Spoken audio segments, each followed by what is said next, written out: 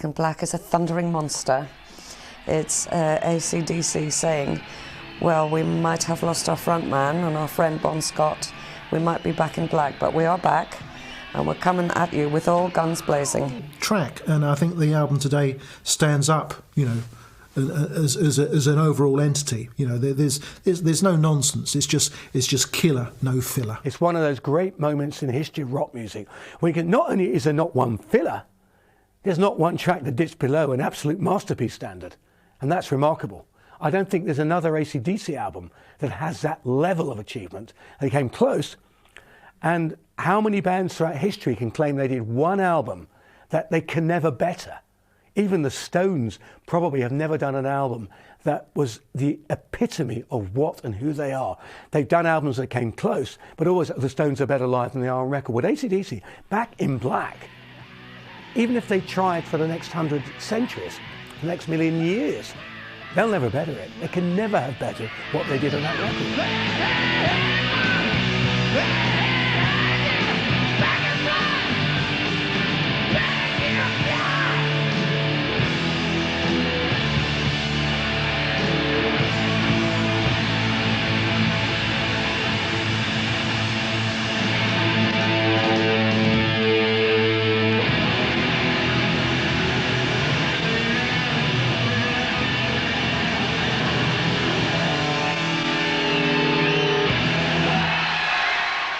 Bon Scott sadly died in February 1980, and I think Brian Johnson was more or less in position by the end of March that particular year. So it was quite a quick sort of appointment as far as AC/DC were concerned. And I remember that the band being, you know, not fiercely criticised at the time, but there were a few eyebrows raised about, you know, the kind of haste in which they got in Bon's replacement. Within 2 months, everything's done and dusted. They're down in NASA recording Back in Black. You know, so maybe they threw themselves into the thick of it very quickly just to get over the grief. You don't know, but that's a startlingly short amount of time to go from losing your figurehead and along with Angus and best loved member of the band just at the point where you're about to crack open the world market to replacing him with someone completely new and recording your next album. 2 months. That's all it was. Back in Black was the best way they really could have dealt with the new lineup. They had to come back in a very, very different manner to Highway to Hell, and they had to get a singer who was quite the opposite to Bon, but someone who could handle the material. And with Brian Johnson's sort of archetypal screeching, screaming, unnaturally high-pitched vocal range, they probably did better than they could have done with anybody else. For me, Back in Black is a classic album, and I know it's supposed to be a double diamond selling album across the world, whatever that means, however many millions that is, I'm not too sure. But to me, I don't know, it's slightly irrelevant really, to be honest with you. It doesn't really matter to me, and I'm sure it matters to AC/DC, but I don't really care whether that's sold 10 million or 10,000. To me, it is a classic album. But it's a classic album because the band created it out of tremendous adversity. And I think that the spirit of Bon Scott looms large over that album, even though he's not on the album. Obviously, Brian Johnson's singing on it. But his spirit lingers, and the band used their anger, used their emotion, used their aggression, everything that came out of his sudden, unexpected death, to create this rock monster of Back in Black. Any pressure that was going to be applied to Back in Black was maybe dissipated slightly by the fact that, you know, the circumstances of Bon's death. So, you know, you were in a set of circumstances there where anybody would have excused them for delivering a dodgy album, but that's not the way they think. You know, once they decided to go ahead and make the album, then it was going to be the best album that they could make.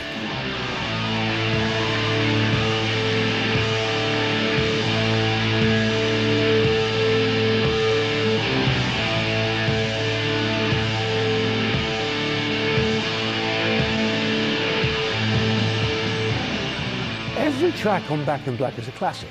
Every track is a killer. Every track has its own sense of perspective, a sense of belonging, and even the way they actually tracked it, the way they ordered the songs, works superbly. One of the great moments for me is Hell's Bells, though. The opening with the tolling of the bell and the mournful guitar coming in. I've always had this theory that it's almost Highway to Hell Part 2. Now, in Highway to Hell, of course, the title track of the last album with Bon Scott sings about basically going down to hell, or being on the highway to hell. Now, if you look at the lyrics for Hell's Bells, it's talking about rolling thunder, pouring rain, coming on like a hurricane, Satan's calling to you. I think, in a way, this was ACDC's way of paying tribute to Bon Scott by taking Highway to Hell another step and almost basically saying the guy who was rolling thunder and pouring rain was Bon. He came on like a hurricane. And Satan did call to him, Satan in the wider sense of the term, from beyond the grave, as it were. He was taken from all of us, from ACDC fans, from the band, etc., into a different world. And I think, in a way, that was their tribute to Bon. And what a great way to open the album. Not in what way you'd expect. It wasn't a driving, dirty blues rock riff that ACDC were always known for, and in fact is on that record elsewhere. It's very slow, it builds steadily. And to me, that is the standout track on a great record. If I had to pick one song, that would be it.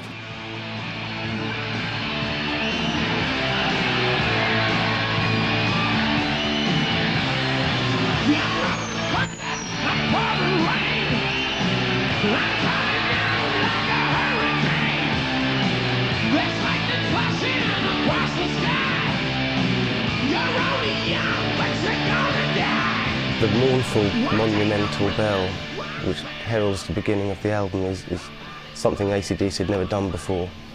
It was a gimmick that they'd never employed anything before, apart from guitars. So the bell starts us off, and then we have this mournful riff.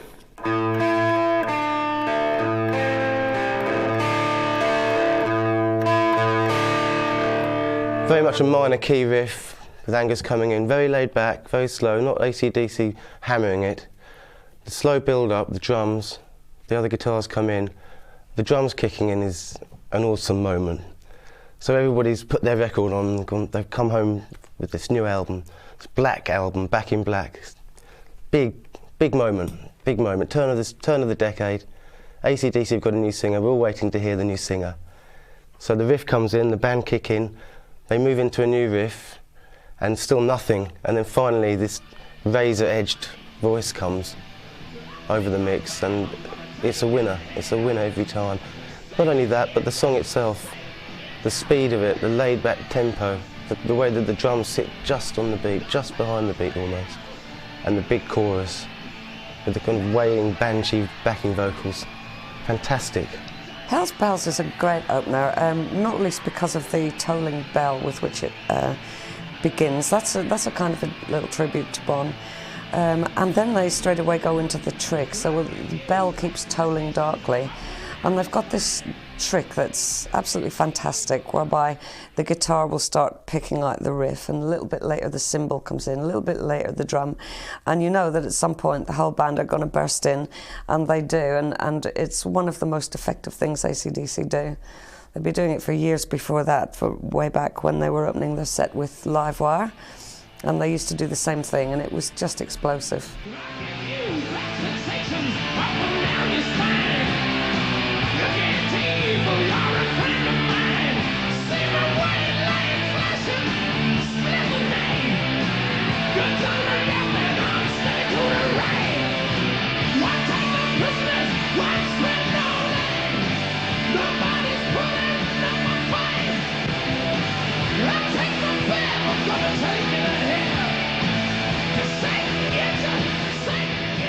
They used to open with Hell's Bells, which of course was a great way to open. It's a great way to open an album.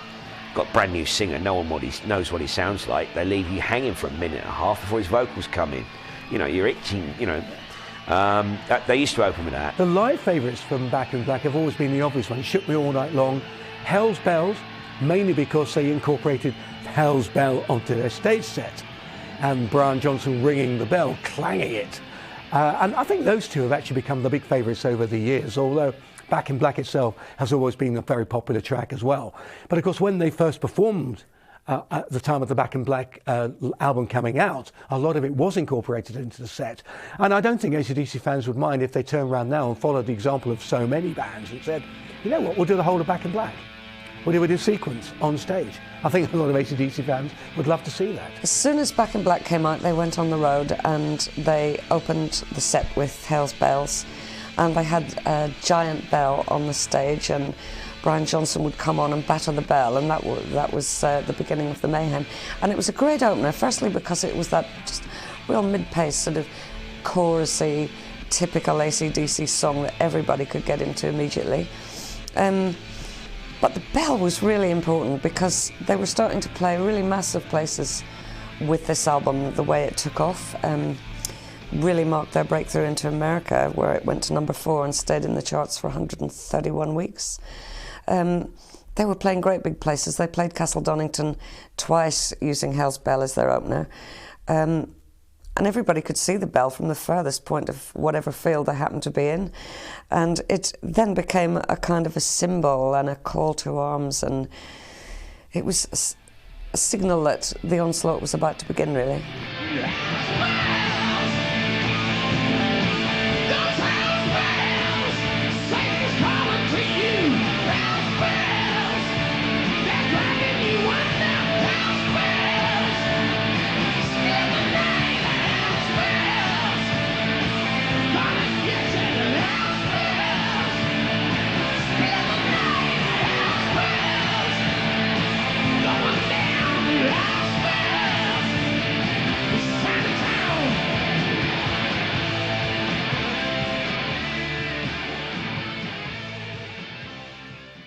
Shoot to Thrill, belter of a song, fantastic. Any AC/DC fans happy to hear that live. It's the way it comes in, big chord from Angus, Malcolm hitting the riff, the anticipation again, waiting for it all to kick in. Then the guitars come together with the vocals. The other thing about Shoot to Thrill is it's great in itself, but there's this unconventional ending where they're full pelt and suddenly it all stops, and then come the mellow finger-picking guitar.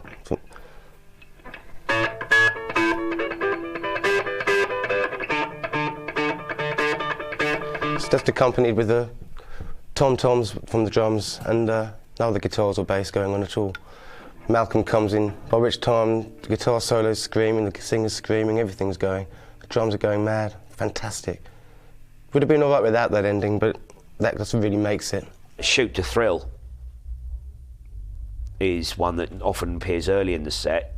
Be very surprised if we hear that early in the set, because again he's having to hit such high notes that it's leaving him breathless for the rest of the set. So I mean, they're very, very good musicians. They don't brag about it, and people underestimate them because the music sounds quite simplistic, but we're not talking simple 3-chord boogie like Status Quo employ here. Very, very different. And it's very, very difficult to play. The thing about Shoot to Thrill is the riff. That's what gets people going. You might not know why it gets you going. It's the...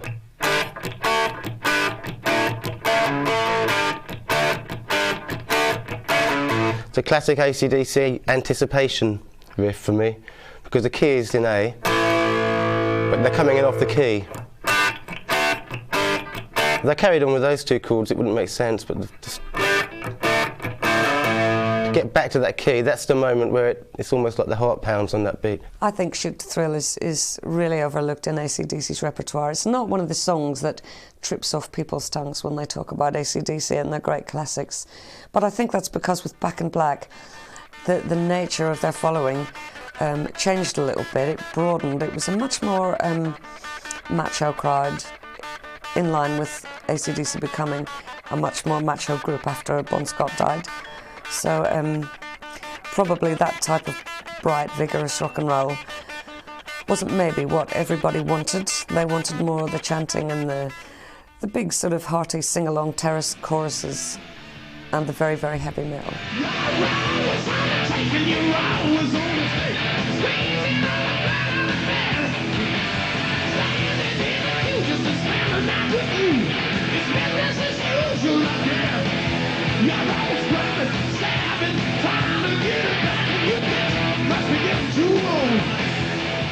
What Do You Do for Money, Honey? That's a great big boisterous, very simple chorus, and Brian Johnson obviously being squeezed in an uncomfortable place while he was recording it too. Those are incredible vocals. When the first reviews came back, they did some warm-up shows in Belgium, that ACDC had gone for a Gillan-style screamer, where perhaps they should have thought about going for a David Coverdale-like blues voice. But I mean, to be honest with you, I can't really see where else they could have gone now. I mean, I know that we've lived with Brian now longer as the frontman of ACDC than we have with Bon, and he's just such an integral part of, his voice is such a part of what ACDC do now, that, it's very difficult to even cast your mind back to what could have potentially been different. From the point of view of the pressure on Brian, I mean, he's just got the best gig in the world, really. So I think he definitely felt the pressure. I think he was pretty nervous, right from the moment we all met to get on the plane to go out to Nassau. But again, because of the circumstances of the recording of that album, we were all going to one place, to a small island in the Caribbean to record it and everything. There was a sense of camaraderie that came about, and everybody was very helpful to him. The band were once they'd made that choice, they were going to do everything possible to make sure that he was able to deliver.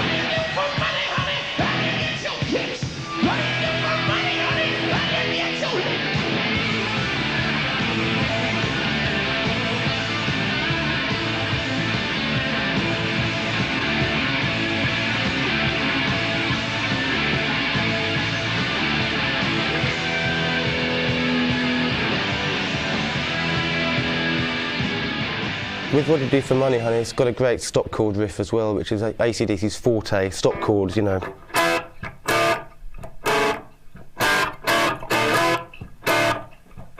which gives the bass and drums a bit of space to power ahead.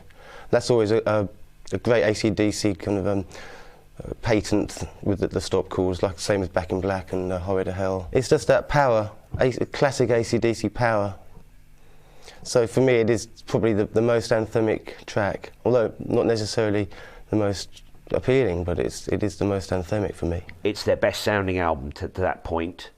It combines the raw ferocity of Power Age with a very polished sort of production sound that obviously was much more appealing to the American audience.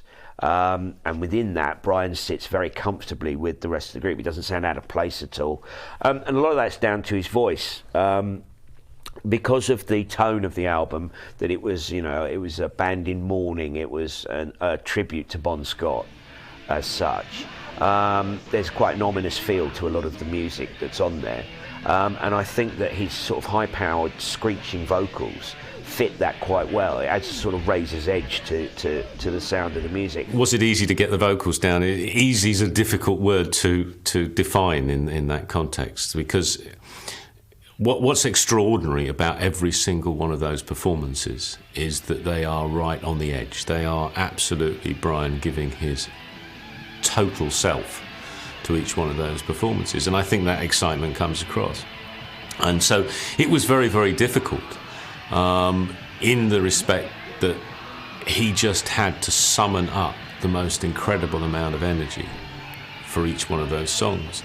But on the other hand, because Brian is such an extraordinarily strong person with an amazing sense of humour and a fantastic voice, he was the guy for the job. So from that point of view, it would have been impossible with anybody else. But it was, because it was possible, then we did it.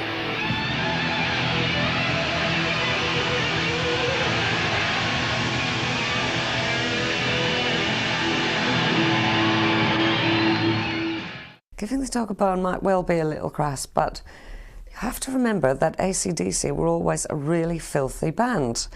The way they got away with it before was by having Bon Scott to deliver the lyrics, because he was a master of ambiguity and a flirt and a tease, and he was great fun. Brian Johnson came along and sang all these lyrics in a very straightforward and unambiguous manner, and so various feminist types got quite upset by lyrics like that. But, you know, they were inherently really naughty groom. Yeah, it is a little crass, but I mean, no more crass than any other ACDC lyrics, really, especially considering the track that's just been before, What Do You Do For Money? It's a formulaic ACDC, it's a good riff, chugging riff, everyone comes in, bang, chorus, everyone joins in, solo. It's a real kind of formula ACDC track. It gets everybody going. It's probably, for me, one of the more simple songs on the album.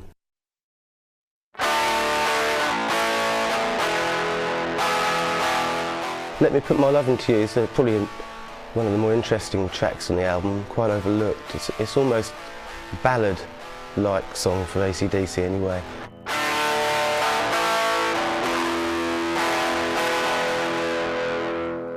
The riff in Let Me Put My Love Into You is another minor key riff where the minor note is prominent, where you've got this kind of sad minor sounding key. It's a 2-note chord riff, so you've got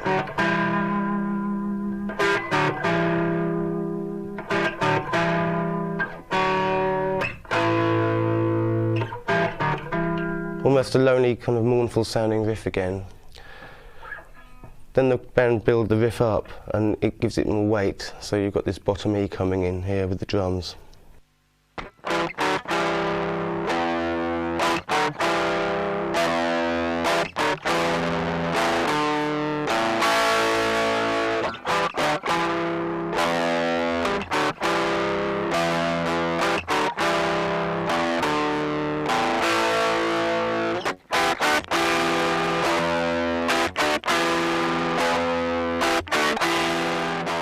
Let Me Put My Love Into You. I suppose you could call it a ballad. It's certainly a fairly slow song. It's a bit of a tour de force, really.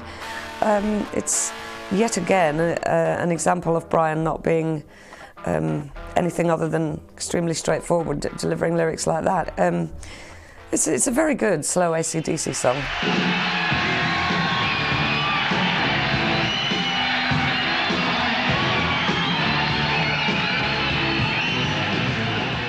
Well, Back in Black's an interesting one because it's actually quite an unconventional ACDC song again, in my opinion. It's got this kind of almost rapping quality to the verse, which I don't think I've heard them do before. A fantastic riff, you know, we all know the riff and everything, but difficult to sing along to. There's no backing vocals in the song really, they don't really come in until after the guitar solo. When they do come in, it's perfect, just right. But yeah, it's still an anthem. Undoubtedly. As soon as you hear the first note of Back in Black, there's no doubt what you're listening to.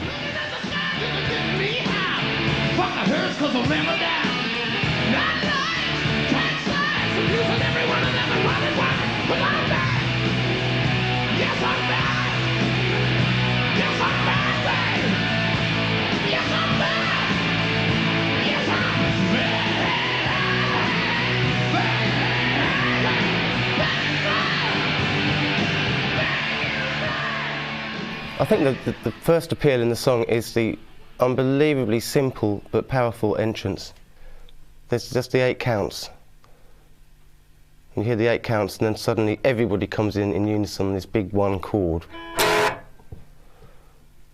The drums, the chord hits and then you've got this big snare, this emptiness and a big snare drum. There's something about that, it's probably primitive, but it just draws you straight in. And then the next 3 chords, it's almost like they're hammering those chords to you. It's almost a military, like a drill. There's something about that swing, I think, that brings people in. And then, of course, you've got the little... It's almost the perfect rock riff. Back in Black is interesting. I recently read somewhere that it's the 2nd most identifiable riff in the whole wide world, next to Paranoid by Black Sabbath. Which is quite surprising when you think about it, that people would recognise that before maybe Smoke on the Water or Layla or any of those really sort of time-worn riffs. But yeah, apparently it's the 2nd most recognisable riff ever invented. It's a strange one, really. It's not a standard riff by any means, is it? It's a very simple riff, but it has that quirky sort of complication to it as well. And that's sort of very much the story of the song itself, which has a certain simplicity about it, but also a complication. In those days, the method, as far as I understood it, between Angus and Malcolm, would that they would come up with the riffs and the frameworks of the songs, and Bon would come up with the lyrics. Certainly with Back in Black, the frameworks of the songs had been worked out and demoed a little bit. And then when we got into the studio, Mutt would then take those frameworks and we would work on the arrangement and the sound, and the arrangement would change as the sound changed, and then we'd change the sound to make sure the arrangement was reflected properly. So everything moved forward in little bits, and I quite often use it as an example of sort of a good way to produce, is that you move these things forward in the studio, you develop the song to a point where you feel it's right to take that snapshot of it, and that snapshot captures that moment of the song at, you hope, its absolute peak. Yes, I'm back! Yes, I'm back, babe! Yes, I'm back! Yes, I'm back! Mama! Back in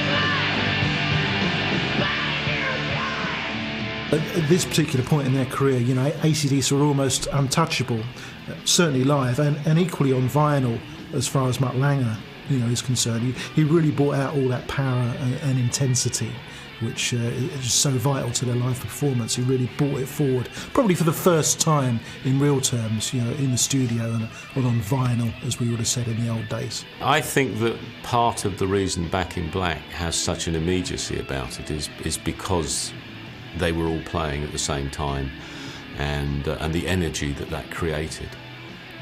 You know, because they are a band, when they lock together, they just rock better than anybody else can, and it seemed fairly obvious that if you can capture that on record, then you really are capturing the essence of ACDC. Mutt Lange actually was very clever in the studio, because he made this album sound heavy without the band actually playing in a particularly heavy manner. He had the ability to create heavy atmospheres with a minimum of overdubs, a minimum of instruments, just the regular lineup of instruments, and at the same time to make it radio friendly and to make it tuneful and to make it a metal album with fantastic mass appeal. I think lyrically, you know, things changed a little bit in Back in Black, but then they had to, because you had a different personality delivering them, and you know, if there's a quality that Mutt has, it is that capacity for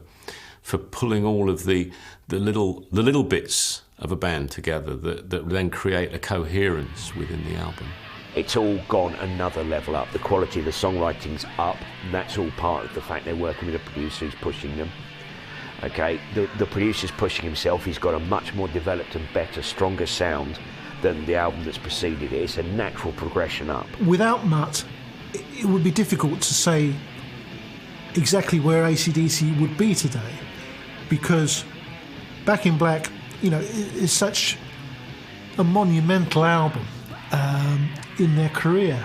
Yes, he elevated them into, you know, the realms of superstardom, but he also left a legacy behind that the band could never recreate.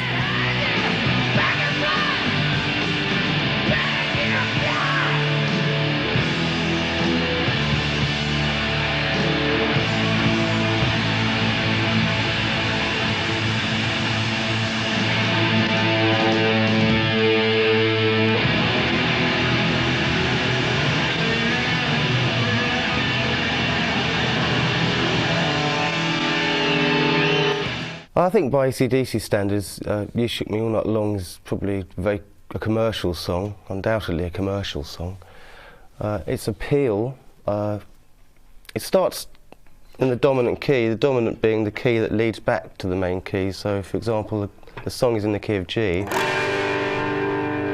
but they come in the key of D, and they leave that riff there. That introduction just played once, so you've got the...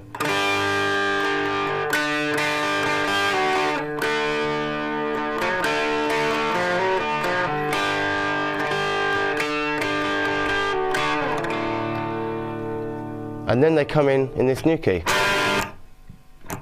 I think that's got some impact. It's almost got a country feel to it, the riff. It's like they've taken the country song and they've heavied it up, and it's got this lilting kind of swing to it. The vocals come in on a nice kind of single line vocal. And when the chorus comes in, it's so hooky. The backing vocals are perfectly set, you know, the pitch of the backing vocals, very commercial. It's a simple 3-chord song, but I think it works superbly, as we all know. You Shook Me All Night Long is perfectly radio friendly. It's a great AC/DC track for radio. It's very tuneful. In character, it reminds me a little bit of I Wanna Rock and Roll All Night by Kiss. It's just got that joie de vivre about it. For once, it's actually got a self-deprecating humour too, which is not so much the case throughout the rest of the album. It's bouncy, it's still nice and meaty. It's just a great, great feel-good song. I think You Shook Me All Night Long is probably my favourite track because it's from Back in Black, because it's a great rock song that is radio friendly. One of the more amusing anecdotes from You Shook Me All Night Long is Mutt and I presented that album to the marketing people at Atlantic Records, and I set up a big playback system in one of the boardrooms at Rockefeller Plaza in New York, and made a very special copy of the album and took it in there, got a big amplifier and cranked it up and played it. You know, all these marketing guys from all around the States sat there listening to it and nodding, you know, as they tend to do.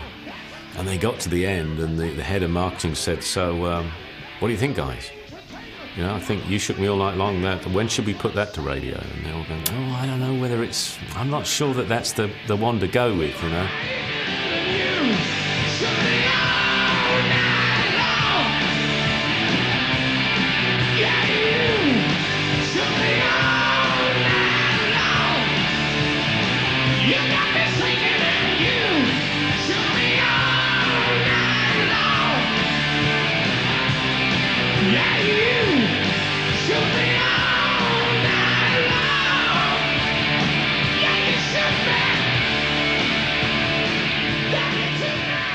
Apparently they had started writing the album with Bon Scott before he died. I don't know which tracks in particular they had written, but there is a sort of sleight of hand about You Shook Me All Night Long that is reminiscent of Bon. I don't know if that's the case or not, but there's a self-deprecating humour about it. There's a kind of whole enjoyment about the lyrics that perhaps isn't evident on many of the other tracks on here. It has to be said that in a nearly 35-year history, nothing is more controversial as far as AC/DC are concerned than Bon Scott's perceived or imagined role with Back in Black. Now, there are various levels. There's the mystery of, did Bon actually demo any tracks with AC/DC? That's the first one. And the other side of it, well, did Bon actually have an input into Back in Black? And the answer to that is yes, he did. And I know that because I saw a sheaf of papers on which Bon was scribbling ideas for lyrics for the album that was to be Back in Black. Now, memory can play a few tricks on you, but I'm sure I saw the line, "She told me to come, but I was already there," which is in You Shook Me All Night Long. I'm sure I saw it. And I saw other lines in there which were to turn up on songs from the album. I am not saying Bon wrote all the lyrics. I'm not even saying he wrote close to all the lyrics. I'm saying he had an input.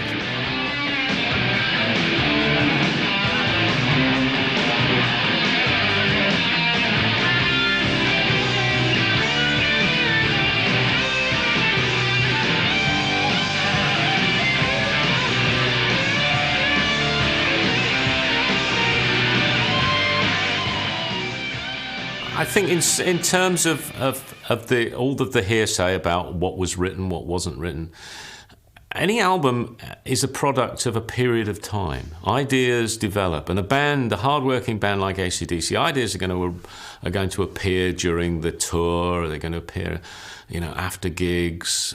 People sitting around in the dressing room playing stuff, and what happens is any good songwriters acquire those. You know, you find some songwriters have copious notebooks that they write everything down in, and some people just hold it in their heads, and some people use little mini tape recorders to do it.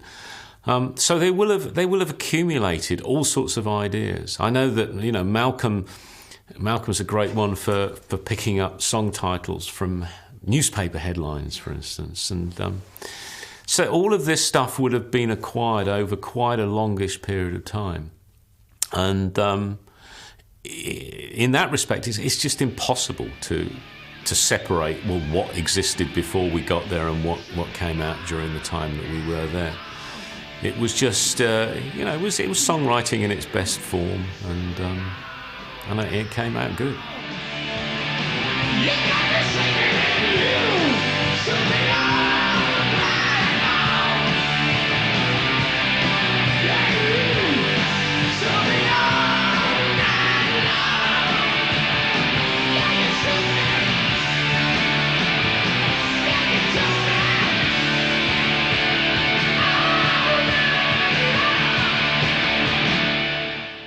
Have a Drink on Me and Shake a Leg, great tracks. Yeah. Especially Shake a Leg as a stormer. I think most ACDC fans would like to see that in the set sometime. I think they've gained a kind of cult status almost amongst ACDC fans that would like to hear them live. I mean, like with any more of the more obscure stuff. Personally, I think they're great tracks. They're up there with the rest of them. It's just perhaps they haven't got that great big hook. Have a Drink on Me, I wouldn't class among AC/DC's greatest compositions, really. It's a fairly standard AC/DC by numbers type song, and it's pretty clever because audiences will identify with the drinking theme and they'll all love that. You can imagine the masses all out in a festival field just really getting into that. But Shake a Leg is really an undervalued song, I think. It's got a real nice, lively feel about it. Again, it's got a tunefulness that harks back perhaps to the older era of AC/DC, and it's just a really good stomping rock and roll song. The trick about AC/DC is, although the music sounds simple, it's incredibly difficult to play. And this is where, you know, this is where a lot of people don't get this. And this is why, you know, I've got such admiration for them as musicians. It's not easy to play at all. It's very, very difficult. Their chord progressions, you know, just the beat that they play off is very, very difficult. You know, there are songs now that Brian will never be able to sing again just because the pitch is way too high. I mean, Shake Your Leg, which is my personal favourite song on Back in Black, only appeared in the set a couple of times, and then it was just too high for the guy to reach. Well, it's another track that comes in on a big crash together on a big bottom E chord. There's a lot of kind of heavy chords in this.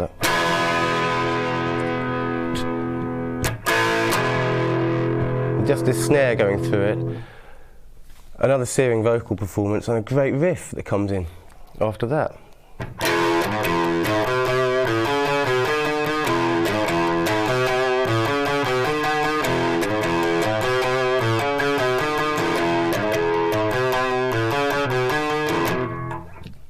Etc. Great chorus, backing vocals on there, I think overdubbed from the main vocalist, but a storm of a track, absolutely full speed ahead. Have a Drink on Me is more of a sing-along track for me. Great riff, another fantastic riff, bluesy.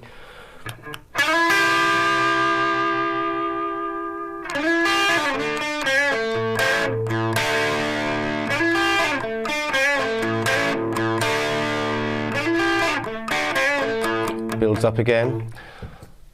Great song. Yeah, I think they're great songs.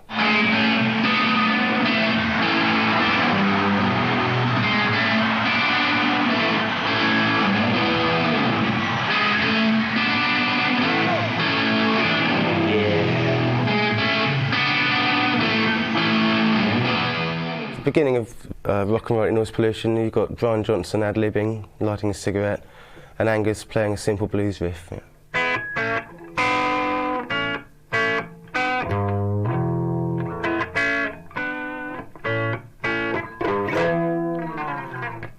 It doesn't build up, the riff carries on, he does his ad-libbing, there's a little wait, and then bang, they all come in with the riff. It's great, it's a simple, classic AC/DC really.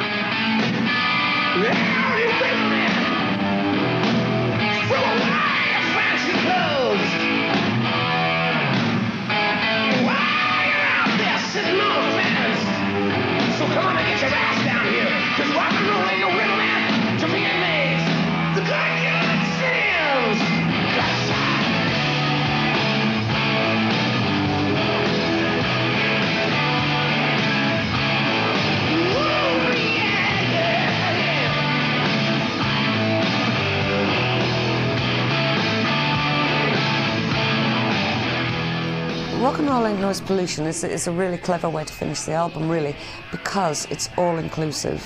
It is like a kind of battle cry. It's saying to people, here we are all in this together, and we know rock and roll is the most important thing in the whole wide world.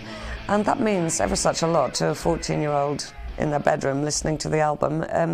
It's a rebel yell, even though they're not really protesting to anybody or about anything in particular. It sounds good, and it just has that real sort of rabble-rousing quality about it. That's a perfect final note for the album. It's in the right place at the end of the album. I don't know if it's there on purpose, but it's like they're defending their position.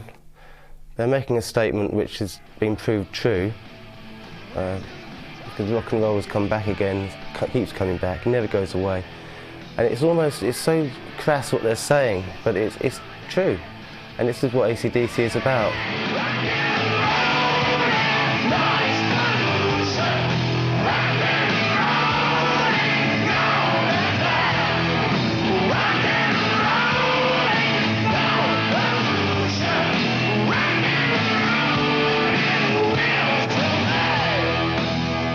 Angus's guitar style is all about excitement.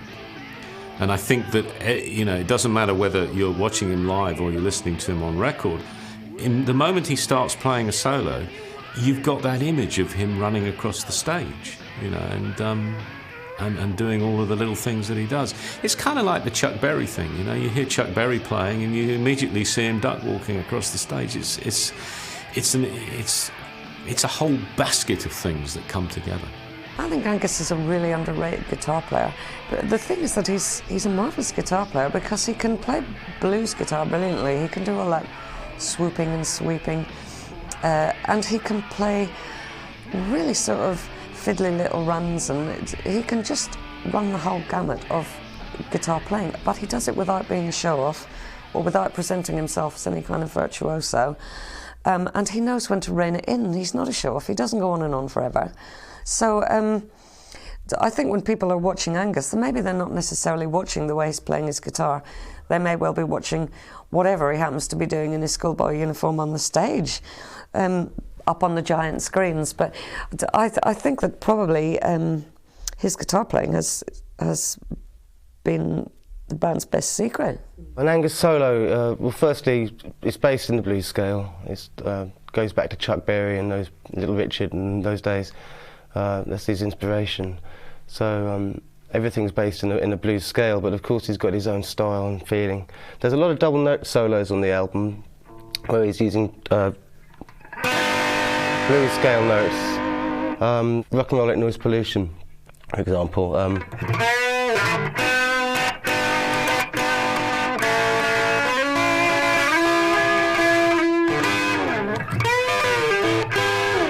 Lots of double note solos in there, which seem to predominate on the album. And it's well structured. The solos are structured. They come across to me like they've been thought out beforehand, which could have something to do with the producer on this, because Angus is very much a free-form, a player who likes to improvise live.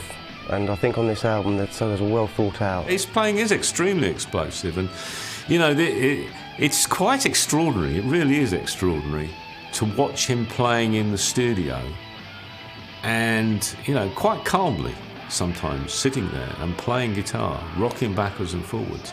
And you're listening to him, you think, this is just amazing. It's absolutely incredible. The only other guitar player that does it for me in that context is Jeff Beck.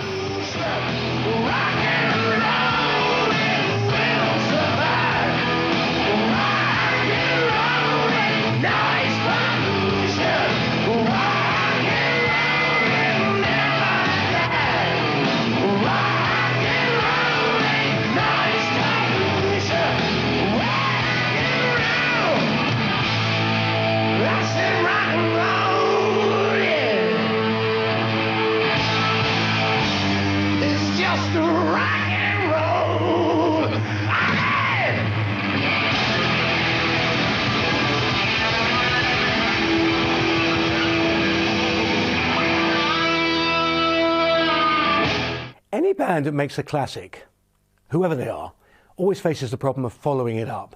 I don't care if you're Black Sabbath, you're Led Zeppelin, you're Metallica, the Beach Boys, whoever. When you follow a masterpiece, how do you do it? Well, the answer is you don't follow. For Those About to Rock came out a year after Back in Black, or just over a year after Back in Black. And it immediately faced the problem everyone put it up against Back in Black. And when you compare the two, sadly, For Those About to Rock pales. For Those About to Rock, it is a 3.5 out of 5 album, whereas Back in Black's a 5 out of 5 album.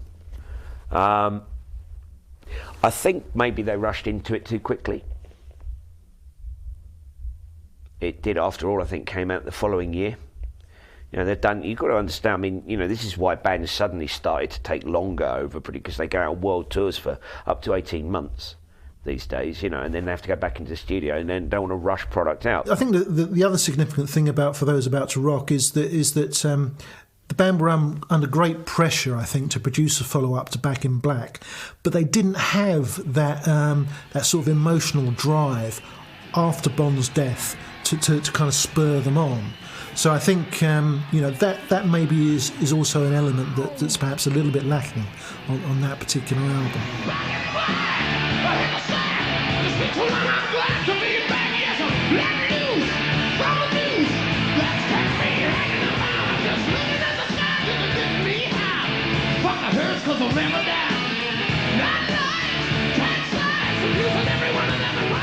With Back in Black, there's got to be a mystical element there. The timing, the chemistry, what had gone before. The fact that the band were cooking at that point, whether Bon had died or not, they would have been cooking. They'd been together that long, they were gelling. They were like a well-oiled machine then. The emotion of losing their singer, I think, would have had a lot to do with wanting to get out there again and prove themselves. They'd been through this indecision, perhaps. The possibility of that was it. Looking for singers, they found somebody. They wanted to get out there and just prove that they really could rock. It's capturing a moment in time, and you know, those moments that we captured on Back in Black were incredibly special moments, and I find it somewhat extraordinary actually, because quite often I find it difficult to recall those moments when I listen to albums that I've worked on. But Back in Black is one of those albums where you know, I can be in a very kind of alien situation, and one of those tracks will come on the radio, and I can be transported instantly back to that moment of it being recorded. No one could have predicted that Bond was going to die. No one could have, you know, you didn't know who they were going to get in. Just, they had a set of great material. They played it brilliantly. They had a producer who completely understood at that point what they were about, what they should sound like, nailed the sound perfectly. You know, they were on an upward curve anyway. They had all that momentum behind them. I think they just drew on that, you know, to get themselves through over the terrible hurdle of losing Bon Scott. You know, and it all worked perfectly because it set them up with Brian. It set Brian up with the fans. You know, and they just went on to become one of the biggest rock bands in the world. You can't necessarily define them. You can't say, oh, well, they are rock. And I sort of apologised for suggesting that one of their songs was a bit poppy. But the fact is that their melodies are as memorable as pop melodies, and they rock better than anybody else. And they're a bit punky on the sides, so, you know, and they're not too dirty, but they're not too clean. So they've got all these things going for them. I mean, a marketing person couldn't have thought it up better, frankly. At the time that ACDC came along, the big rock bands were kind of changing course or had delivered their best work already. ACDC come along in 1980 with Back in Black, and this has just got such an energetic sense of over-the-topness about it. It's just everything that people had possibly been waiting for, certainly in America. Very, very simple but memorable riffs. That's quite hard to do. Enormous, heavy energy and just this real sort of tunefulness. Well, I hesitate to call it melodic because that makes it sound a bit spineless, which it's not, but just this real heavy tunefulness, which was absolutely perfect for America. ACDC are a band that rock, and it's like I said before, you know, it is very basic. They do what it says on the tin. I think I think it's easier for fans to identify with them because they really are, you know, pretty ordinary guys that just love getting on stage and playing. But what you have in ACDC is, you know, Malcolm, I think, is the best rhythm rock guitar player in the world. Cliff is the best rock bass player in the world, and Phil Rudd is the best rock drummer in the world.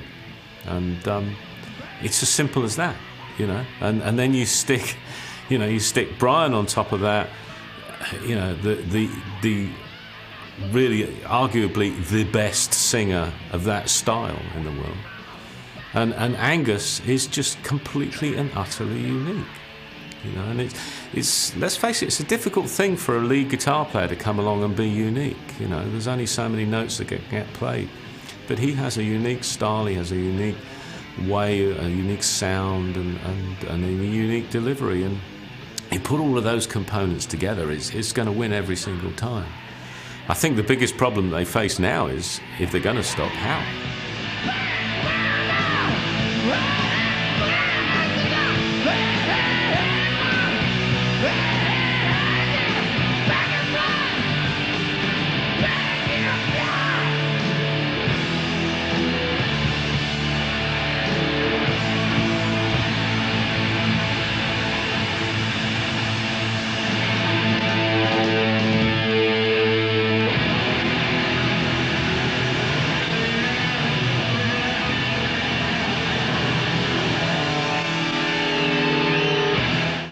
This is Back in Black.